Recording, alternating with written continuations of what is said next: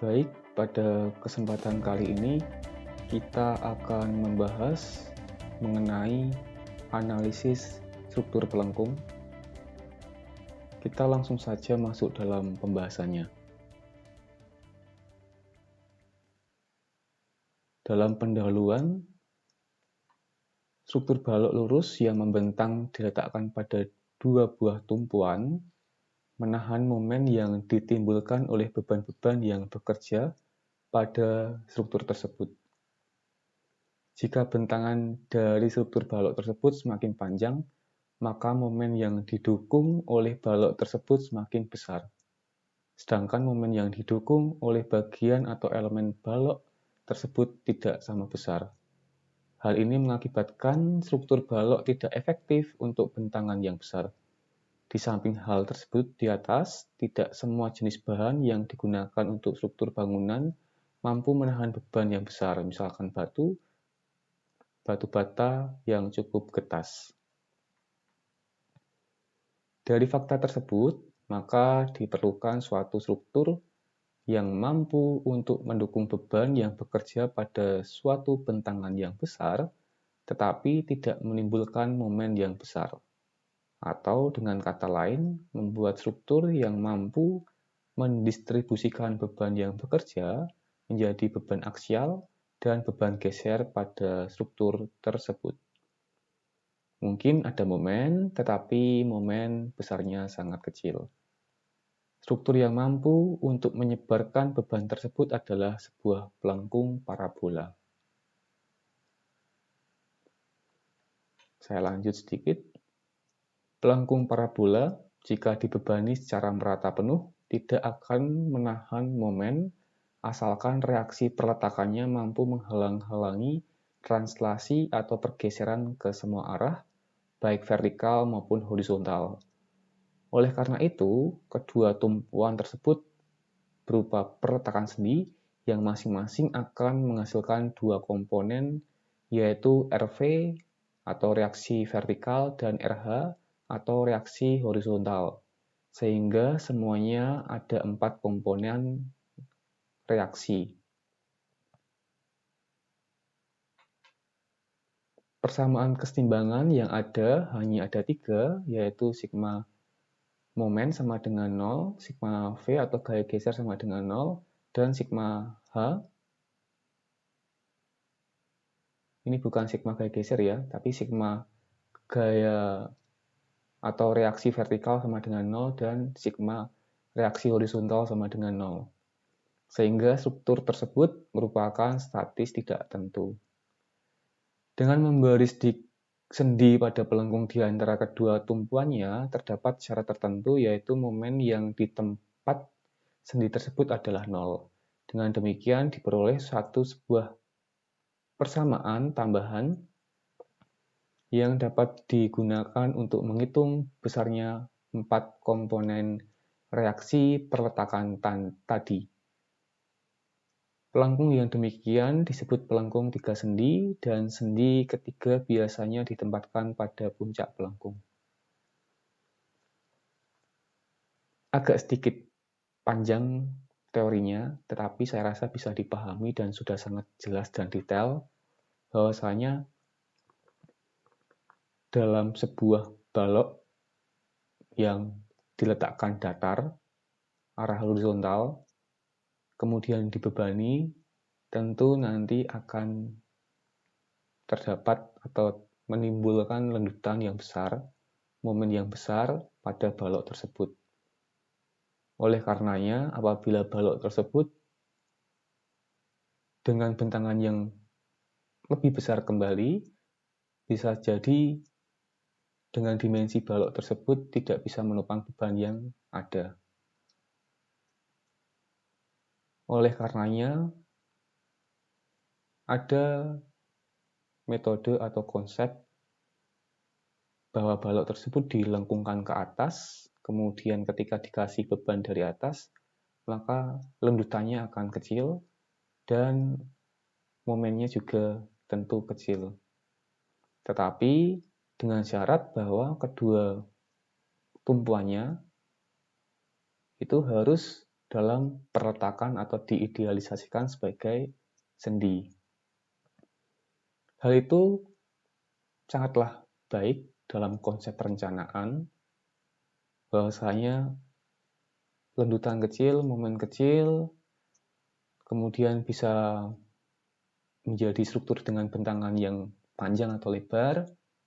Apabila dalam sebuah jembatan, maka dengan pelengkung ini bisa tanpa pilar di tengah, jadi ditempatkan di ujung seberang tumpuan A-nya, kemudian yang tumpuan B-nya ditempatkan di ujung seberangnya lagi, sehingga tanpa pilar di tengah. Ini sangatlah baik. Tetapi dalam analisisnya, secara metode yang familiar, yang kita gunakan dalam analisis balok statis tertentu, tidak bisa digunakan dalam struktur balok ini, karena struktur balok ini kedua tumpuannya adalah sendi, sedangkan apabila statis tertentu tumpuannya salah satunya harus roll, agar nanti persamaan kesetimbangannya, yaitu sigma momen, sigma gaya atau reaksi vertikal, dan sigma reaksi horizontal harus sama dengan 0.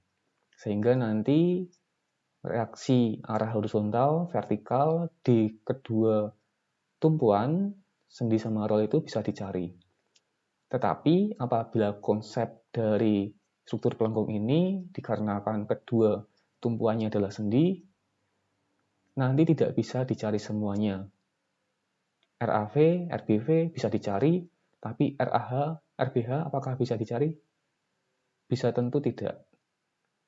Dalam kasus tertentu bisa juga dicari, tapi dalam kasus tertentu juga belum bisa dicari. Oleh karenanya ketika ditemui permasalahan seperti itu, diletakkanlah atau diberi sendi tambahan pada tengah bentang si pelengkung itu, atau berada lebih tepatnya di puncak dari pelengkung itu. Jadi ilustrasinya seperti ini.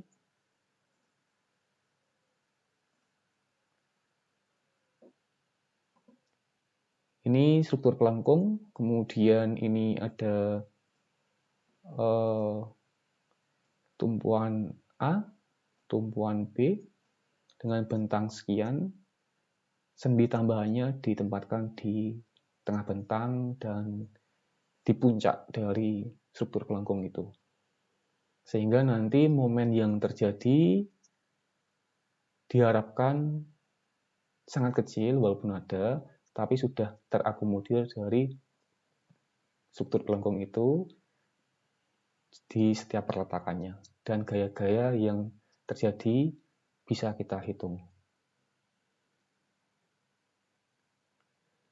Di lapangan bagaimana apabila sendi seperti ini? Di lapangan juga harus sesuai dengan perencanaan. Apabila dalam perencanaannya ada sendi di tengah bentang di puncak ini, maka di lapangan juga nanti bisa searching. Contohnya saja searchingnya struktur jembatan pelengkung baja. Nanti di puncak dan di tengah bentang si pelengkung itu ada bentuk sendi itu seperti apa? Apakah silinder pejal ataupun bentuk-bentuk sendi yang lainnya? Nanti bisa dicari tahu. Kemudian itu adalah konsepnya yang menjadi dasar dari struktur pelengkung ini. Sekarang kita langsung masuk dalam perhitungannya saja agar kita bisa lebih memahaminya. Ini teori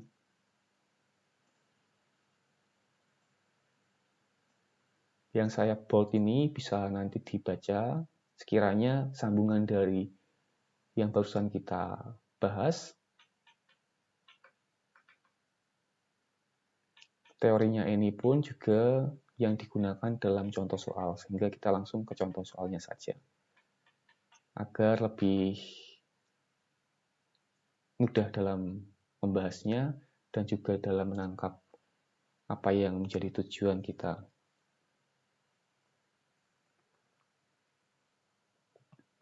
Baik, contoh 4.1.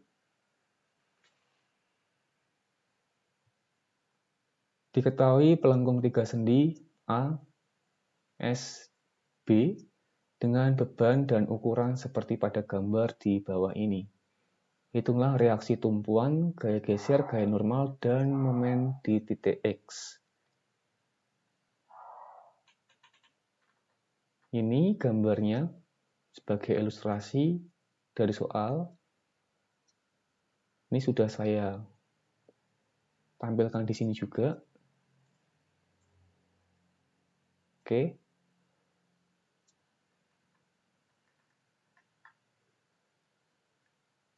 Hitunglah reaksi tumpuan, gaya geser, gaya normal, dan momen di titik X. Kita belum bisa mencari gaya geser, gaya normal, dan momennya apabila kita belum mencari reaksi tumpuannya. Reaksi tumpuannya ada 4, dikarenakan ada 2 tumpuan, A dan B.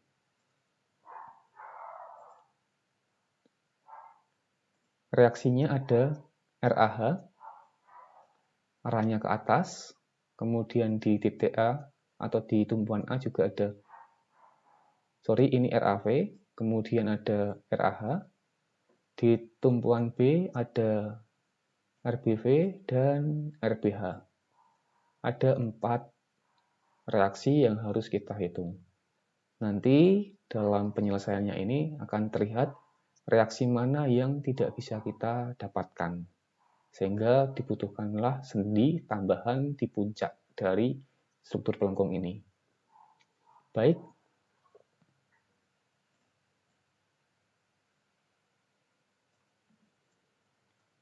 Saya ingin mencari dari tumpuan A dulu, yaitu RAV. Ketika saya ingin mencari RAV, maka saya harus mengacu ke tumpuan lainnya atau tumpuan B. Ini.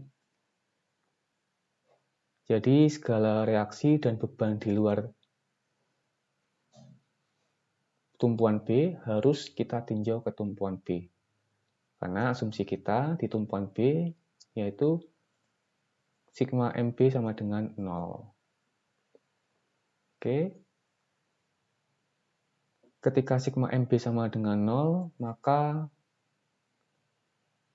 segala reaksi dan beban yang ada di luar titik B kita tinjau ke titik B. Yang pertama saya tinjau RAV ke titik B. RAV arahnya ke atas, kemudian jarak RAV ke titik B itu sebesar segini. Oke, 18 meter plus 18 meter yaitu 36 meter. Tetapi arah perputarannya negatif atau positif, kita lihat ini. Karena RAV arahnya ke atas, kemudian jarak dari RAV ke B itu mendatar, maka porosnya di sini kira-kira, ini asumsi saya, sehingga si RAV berputar searah jarum jam. Oke, ketika searah jarum jam, maka notasinya positif, plus. Ini positif ya, RAV kali 36. Kemudian kita sekarang meninjau yang RAH.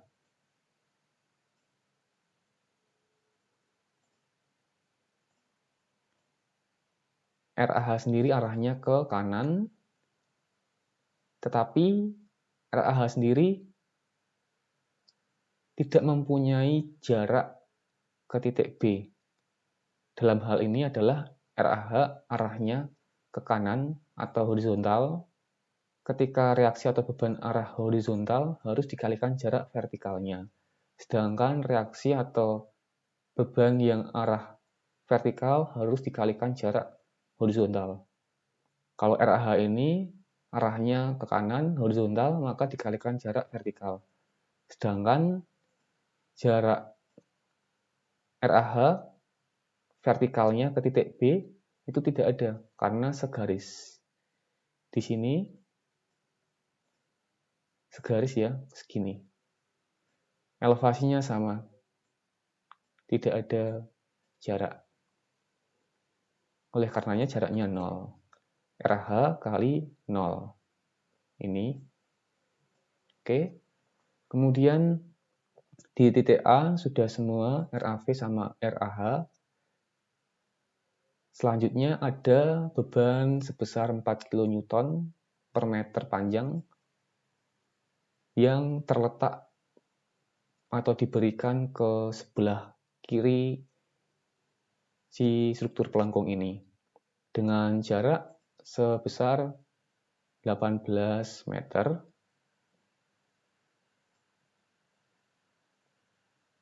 panjang dari beban ini. Kemudian beban ini arahnya ke bawah, kita tinjau ke titik B. Kita gampangnya jadikan beban ini menjadi beban terpusat dahulu. Beban terpusat gini ya, arahnya ke bawah, karena ini juga arah ke bawah, otomatis ini ke bawah. Caranya beban merata dijadikan beban terpusat, yaitu 4 kN per meter panjang tinggal dikalikan panjang si beban beratanya, yaitu 18 meter. Itu sudah menjadi beban terpusat ini. Kemudian tinggal dikalikan saja jarak dari beban terpusat ini ke B. Beban terpusat ini adalah beban vertikal, maka dikalikan jarak horizontalnya. Horizontalnya berarti sini ke sini. Yaitu sebesar 18 meter plus setengah dari 18 meter yang ini. Totalnya 27 meter. Tapi arahnya positif atau negatif, kita tinjau. Ini beban terpusatnya ke bawah, jaraknya ke sana, maka porosnya kira-kira di sini, ini ke bawah, jadi muternya berlawanan arah jarum jam. Ketika berlawanan arah jarum jam, maka negatif. Nih. Negatif. Oke, semua beban, semua reaksi sudah masuk semua, kita tinjau ke titik B, lalu kita sudah selesai persamaannya. Tetapi apabila masih ada beban atau reaksi yang belum masuk, harus kita masukkan dulu. Ketika reaksi sudah selesai, reaksi dan bebannya sudah masuk semua, maka persamaannya sudah selesai, kita operasikan dalam operasi matematika biasa saja. RAV kali 36 berarti 36 RAV, kemudian RAH kali 0 itu 0, negatif 4 kali 18 kali 27, 1944. Saya cek coba ya, 4 kali 18 kali 27, 1944.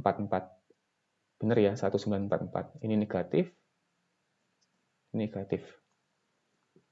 Oke, tinggal dipindah saja. 36 RAV tetap di sisi kiri, yang 1944 di sisi kanan. Sehingga RAV tinggal 1944 dibagi 36, 1944 dibagi 36 sama dengan 54. RAV nilainya 54 positif ya. Oke, benar. Kalau positif, maka arahnya ke atas. Sesuai dengan asumsi kita awal, kalau positif arahnya ke atas. Seperti ini. Kalau negatif, arahnya ke bawah. Positif juga arahnya ke kanan. Kalau untuk reaksi horizontal, kalau negatif, arahnya ke kiri. Kalau untuk reaksi horizontal.